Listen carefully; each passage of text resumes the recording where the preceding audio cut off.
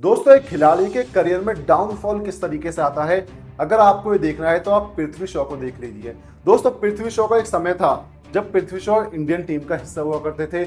IPL में main खिलाड़ी माने जाते थे और अच्छे खासे दाम में और बिकते थे। और आईपीएल के अंदर कह सकते हैं ओपनिंग में आते थे, सब उनकी तारीफ करते थे, अच्छे रन्स भी बनाते थे और काफी कह सकते हैं पॉपुलरिटी भी उन्होंने बहुत कम समय में हासिल की।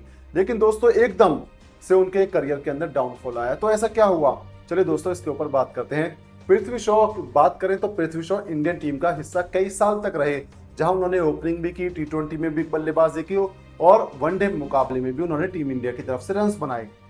लेकिन दोस्तों, उसके बाद जैसे जैसे समय आगे बढ़ता गया, पृथ्वी शॉ की परफॉर्मेंस आनी बंद हो गई।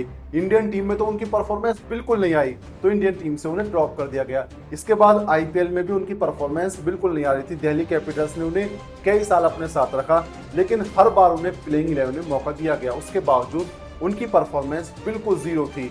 पिछली साल की बात करें तो लगातार उन्हें प्लेइंग 11 में मौके दिए गए। रिकी पॉन्टिंग का कहना है, जी हाँ दोस्तों, रिकी पॉन्टिंग कई साल दिल्ली कैपिटल्स के कोच रहे। तो रिकी पॉन्टिंग ने कहा कि भाई हमने एक काम किया, हम प्लेइंग 11 बनाते थे एक रात पहले कि भाई आज कल के मैच में हम पृथ्वी शॉ को नहीं खिलाएंगे।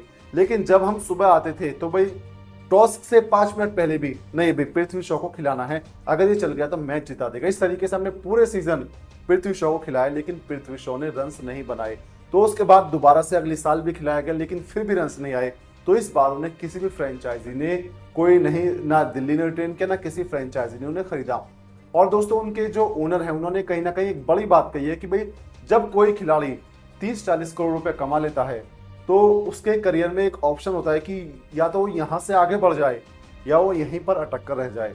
तो कहीं ना कहीं उनकी जो ये बात है वो पृथ्वी शॉ के लिए थी, लेकिन उन्होंने नाम नहीं लिया, लेकिन उन्होंने इनडायरेक्ट वे में पृथ्वी शॉ के ऊपर कहीं ना कहीं ये कमेंट किया है कि भाई जब आदमी 30-40 करोड़ कमा लेता है तो उसके पास ऑप्शन है कि वो या तो आगे बढ़ जाए और या वो यहीं पर रुक कर रह जाए।